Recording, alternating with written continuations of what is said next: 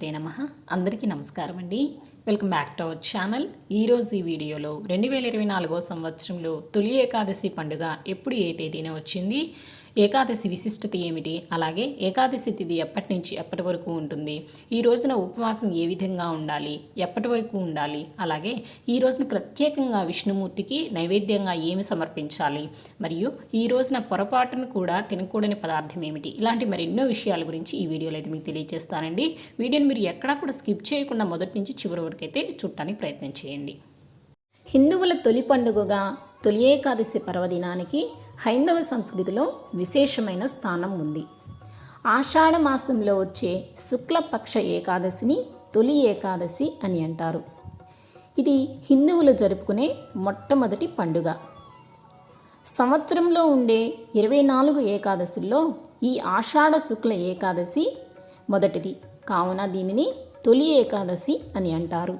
ఈ ఆషాఢ శుక్ల ఏకాదశి నాడు శ్రీ మహావిష్ణువు క్షీరసాగరంలో పాలకడలిపై యోగ నిద్రలోకి వెళతారట.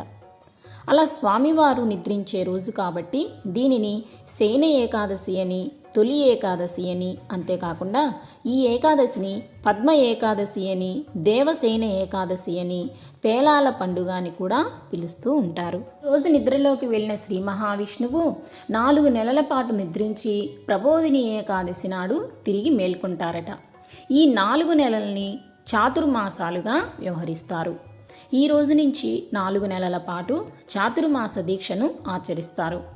ఈ 4 నెలలు స్వామివారు పాతాళ లోకంలో బలి చక్రవర్తి వద్ద ఉండి కార్తీక పౌర్ణమి నాడు తిరిగి వస్తారని పురాణగాథ. ఉత్తరాయణం కంటే దక్షిణాయనంలో పండుగలు పర్వదినాలు ఎక్కువగా వస్తాయి. వాతావరణంలో మార్పులు అధికంగా సంభవిస్తాయి కాబట్టి ఈ కాలంలో ఆరోగ్య పరిరక్షణ నియమాలు ఆచరించాలి. అందువల్ల ఈ కాలంలో పెద్దలు వ్రతాలు పూజలు ఆచరించాలని నిర్దేశించారు. ఇంతటి విశేషమైన ఈ తొలి ఏకాదశి పండుగ 2024 సంవత్సరంలో స్వస్తి శ్రీ చాంద్రమాన శ్రీ క్రోధినామ సంవత్సరం దక్షిణాయనం గ్రీష్మ ఋతువు ఆషాఢ మాసం శుక్లపక్షం ఏకాదశి తిథి జూలై 16వ తేదీ మంగళవారం సాయంత్రం 5:08 ప్రారంభమై జూలై 17వ తేదీ బుధవారం సాయంత్రం 5:57 వరకు ఏకాదశి తిథి అయితే ఉంటుందండి. అంటే హిందూ సాంప్రదాయం ప్రకారం మనం సూర్యోదయం ఏ తిథి ఉంటుందో ఆ రోజున ఆ తిథిని మనం లెక్కలోకి తీసుకుంటాం. కాబట్టి జూలై 17వ తేదీ రోజు మొత్తం కూడా సూర్యోదయంతో మనకి అంటే జూలై 16వ తేదీ సాయంత్రం నుంచే మనకి ఏకాదశి తిథి అయితే వస్తుందండి.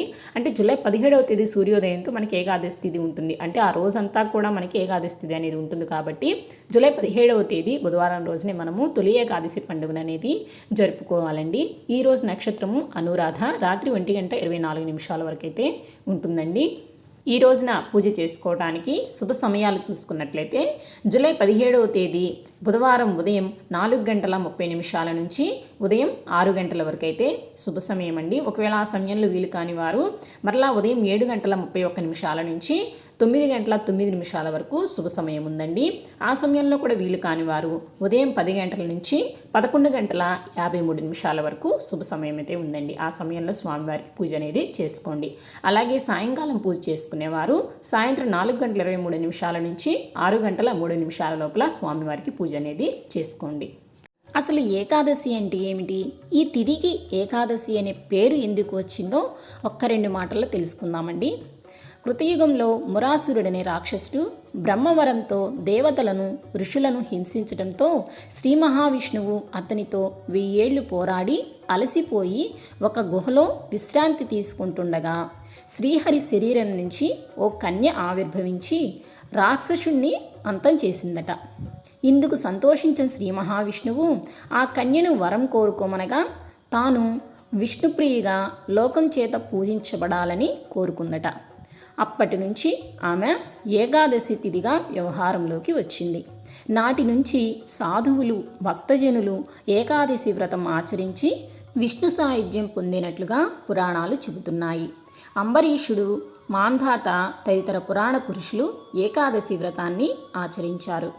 మరి ఏకాదశి నాడు ఏం చేయాలి? ఏకాదశి నాడు ఉపవాసం ఉండి ఆ రాత్రంతా జాగరణ చేయాలి. రాత్రి వేళ విష్ణుమూర్తికి సంబంధించిన భాగవతాన్ని చదువుకోవటం, విష్ణు సహస్రనామ పారాయణ చేయాలి. మర్నాడు అంటే ద్వాదశి రోజున దగ్గరలో ఉన్న దేవాలయానికి వెళ్ళి ఉపవాస దీక్షను విరమించాలి. ఈ రోజున ఆవులను పూజించాలి.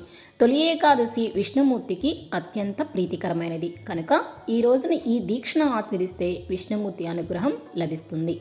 మరి ఈ రోజున విష్ణుమూర్తికి ఎటువంటి నైవేద్యాన్ని సమర్పించాలి అనే విషయాన్ని గురించి తెలుసుకుందాం. ఈ రోజున విష్ణుమూర్తికి పేలాల పిండిని తప్పనిసరిగా నైవేద్యంగా సమర్పించాలి. ఎందుకు అంటే పేలాలు పితృదేవతలకు ఎంతో ఇష్టమైనవి. అందువల్ల మనకు జన్మనిచ్చిన పూర్వీకులను ఈరోజు గుర్తు చేసుకోవటం మన బాధ్యత. అలాగే ఆరోగ్యపరంగా బయటి ఉష్ణోగ్రతలకు అనుగుణంగా శరీరం అనేక మార్పులకు లోనవుతుంది. గ్రీష్మ ఋతువు ముగిసిన తరువాత వర్ష ఋతువు ప్రారంభమయ్యే కాలం కాబట్టి శరీరానికి పేలాల పిండి వేడిని కలుగజేస్తుంది. అందువల్ల ఈ రోజున దేవాలయాల్లోనూ ఇళ్ల వద్ద పేలాల పిండిని ప్రసాదంగా పంచుతారు. ఈ రోజున అన్నం అసలు తినకూడదండి. ఎందుకు అని అంటే అన్నంలో మురాసురుడు అనే రాక్షసుడు ఉంటాడంటండి ఈరోజు. అందుకని ఈ రోజున అన్నం తినకూడదని చెప్తూ ఉంటారు. సో ఇదండి ఇవాళ వీడియో. ఈ వీడియో కనుక మీకు నచ్చినట్లయితే లైక్ చేయండి, షేర్ చేయండి. ఇలాంటి మరింత భక్తి సమాచారం కోసం మన ఛానల్ సబ్స్క్రైబ్ చేసుకోండి. పక్కనే ఉన్న బెల్ ఐకాన్ కూడా ప్రెస్ చేసుకోండి. మరొక కొత్త వీడియోతో మళ్ళీ కలుసుకుందామా మరి. శ్రీమాత్రే నమః. స్వస్తి.